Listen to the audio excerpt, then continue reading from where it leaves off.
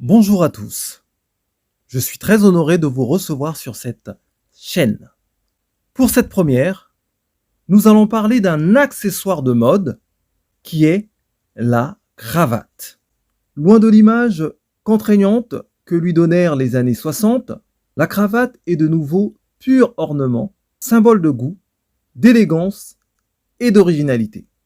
L'histoire de la cravate laisse un bon nombre de questions sans réponse, à commencer par l'étymologie du mot, car si les Croates ont imposé la cravate, sont-ils vraiment à l'origine de son nom?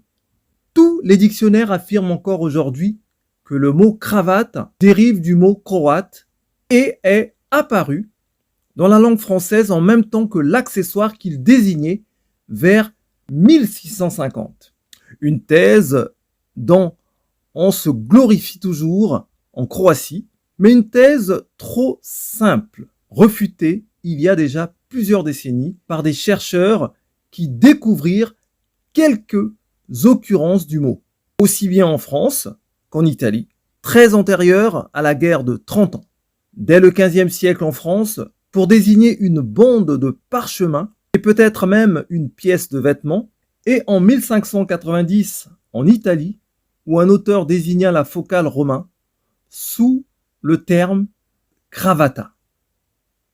Dans l'une de ses ballades, l'écrivain français Eustache Deschamps, 1340-1407, utilise l'expression faire restreindre sa cravate, ce qui signifie la serrer davantage. Si l'origine du mot cravate reste floue, et si les Croates n'ont donc pas donné leur nom à la cravate, dont l'étymologie reste à élucider, il demeure incontestable que la cravate moderne est dérivée de cet accessoire des mercenaires croates et de ce fait, ils sont à l'origine de la généralisation de cet usage aujourd'hui universel.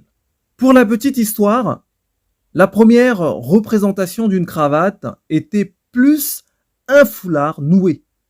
Il a été trouvé sur les statues en terre cuite datées du IIIe siècle avant notre ère, appelées les guerriers de l'éternité, dans le tombeau du premier empereur de Chine, Qin Shi Huangdi. À peu près à la même époque, les soldats romains en campagne portaient une écharpe nouée aux multiples usages. La focale, mais il n'y a rien d'absolument certain à ce sujet. C'est la guerre de 30 ans ayant déchiré l'Europe entre 1618 et 1648 qui va populariser définitivement cet accessoire qui était encore à l'époque un petit foulard noué, autour du cou bien sûr, porté par des cavaliers mercenaires croates pour être identifiés au premier coup d'œil dans les rangs de l'armée française. À l'époque, le roi de France était Louis XIII. C'est alors que le roi, toujours soucieux d'être au fait des derniers raffinements de la mode, fut intrigué par les morceaux de tissu noués au cou de ces guerriers dont il estima qu'ils étaient de la plus haute élégance. Ainsi, la cravate fut-elle introduite à la cour du roi de France. Initiée sous le règne de Louis XIII, la mode de la cravate fut reprise sous Louis XIV pour ne jamais quitter les hautes sphères de la politique, de la diplomatie et de l'armée française. Ainsi donc, la mode était lancée en France et ne devait plus jamais s'arrêter. Rien ne put empêcher son développement, même la Révolution française n'en vint à bout et Mirabeau, Robespierre, Danton l'a portée.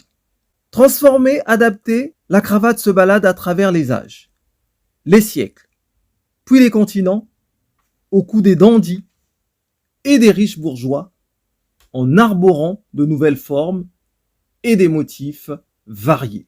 Dans un passé récent, chez la plupart des intellectuels d'alors, la cravate était considérée comme le plus manifeste symbole de la convention bourgeoise et de la soumission aux règles hiérarchiques de l'identification au père. En effet, et jusque dans les années 70, la cravate souffrait de n'être plus qu'un accessoire obligatoire, une contrainte imposée parfois dès le lycée et toujours au bureau, dans les dîners en ville et même pour certaines réunions de famille. Pour beaucoup, et justement parce que la vie sociale l'exigeait, cette contrainte représentait une corvée. La crise des années 60 eut le mérite de l'abolir. Mais 10 ans plus tard, une fois passés les excès idéologiques, faisant de la cravate un symbole d'oppression, celle-ci réapparaît exactement telle qu'elle était née 3 siècles plus tôt, comme un pur ornement porté, à de rares exceptions près, en toute liberté. On vient donc à se poser la question de savoir quelle est aujourd'hui la nouvelle place de la cravate dans la société contemporaine. C'est ce qui sera abordé dans une prochaine vidéo. C'est la fin pour cette première. Si vous avez aimé le contenu, merci de mettre un pouce et de partager la vidéo. Et si vous êtes intéressé par l'univers contemporain de la cravate, je vous invite à vous abonner pour être informé des prochaines publications. Merci encore de m'avoir écouté et c'est maintenant à vous de faire parler votre cravate. À bientôt!